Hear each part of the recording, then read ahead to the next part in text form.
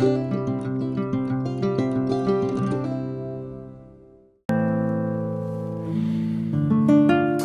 in this video I'm going to be making a kind of keto bread. Yeah, I'm on a diet, but it's more of a lifestyle change. So basically I've dramatically cut down my carbohydrate content, consumption and sugar. So I miss bread and things like that. So I found this recipe. It's really quite nice. It's with ground almond, alternative to bread. It's more like an almond sponge without sugar. It's really, really nice. At the end of the day, you can slice it like bread and you can make a sandwich, which is, you know, really nice. Anyway, I think you're going to like this video. So as I explained already, this is really more like a savoury sponge, and the recipe for it will be on my website, the link in the description. We're going to need eggs, but what we're doing to create a nice light sponge here, we're going to separate the eggs because the egg whites are going to be whipped. So there's the egg whites, and that was cream of tartar. If you don't have that, you can put a squeeze of lemon juice, something acidic in there just to help stabilise that meringue, and just go until it's all stiff. Couple of minutes. Use your stand mixer, save your elbow. So into the egg yolks go the almonds, the baking powder and the salt. Just sort of combine that in a little bit and then just mix that into the eggs with a wooden spoon. Later you're going to realise you needed a larger bowl and you're going to have to change this, but for now.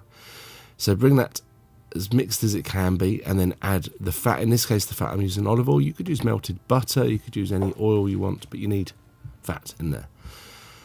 So if you ever made a souffle before, what you do is you add about a third of your whipped egg white into the mixture it's going into, and then you just beat it in because you've got to try to get that, apply it so it will accept the rest of the egg whites. It's the best way I can describe it really.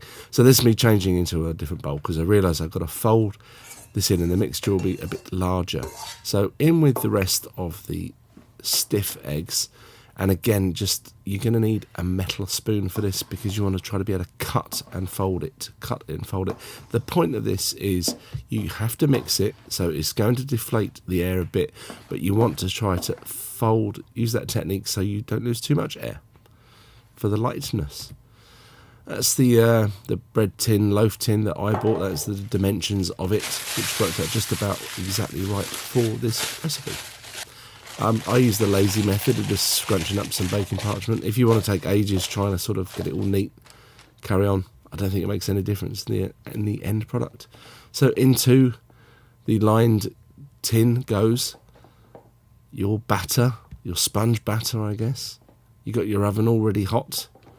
That's the temperature there. Sort of middle, upper shelf. I find this takes usually at least half an hour to make, so but after 20 minutes I just wanted to turn it around, make sure it's all nice and even, give that another 10 minutes. And let's have a look, shall we? What have we got? So the normal method for checking a sponge, insert knife, does it come out completely clean? Let's have a look. It's there basically, but I actually just popped it back in for another 5 minutes. Anyway, so while that was cooling down on a pastry rack, so, you know, get some things ready, get some tomato ready, let's make a sandwich. So a couple of slices of this bread, and just be really delicate with it. Whatever spread you're putting on it, make sure that spread is very soft. If you try to use firm butter, it's going to tear apart. It's not like normal bread. So a little bit of tomato on there, a bit of seasoning, a bit of ham. Ham's lovely in a sandwich. Oh, yes, some nice crisp, crunchy lettuce. Put your top on, and there. It's a sandwich. It is. But can this make a grilled cheese? Well, let's find out, shall we? So I've got some of it sliced there with some mustard, some nice cheese, bit of onion, bit of chilli, bit more cheese. So normally I'd use butter on this, but again the butter's a bit firm, so mayonnaise is absolutely fine into a cold pan, okay? And then mayonnaise the other side of it. Get that on, but on a real low temperature, like so. Give that a few minutes now. Let's see. This is the moment of truth, and this is experiment for me. Will it work? Well, it's in the video, so you can probably guess. Yeah, it worked. Ooh, careful now. Be really delicate with this. You can't treat it like normal bread. But there we go. We have a grilled cheese on a keto diet. Oh, yes. And there's some sandwiches on a board. And does grilled cheese do what a grilled cheese does? Yeah, it does. A cheese stretch. Very happy with that. Have a bite. Is it nice? Yes, it's nice.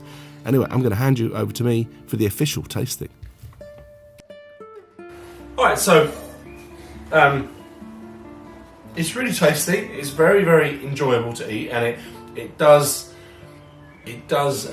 scratch that itch for something different, because obviously when you are doing just sort of like protein and fat diet, you do miss things like this. So, a grilled cheese sandwich that you should lose weight eating, sort of. And a ham salad, beautiful.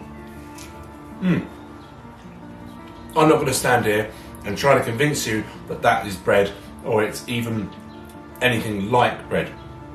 It's a savoury sponge that you can use in replacement for bread, and it's nice. Please do take time to press a like or a rumble if you're watching it on Rumble, a thumbs up, give me a comment, a share and a subscription, or any of those things, and I'll be really, really grateful to you. And I'll see you pretty soon. Bye.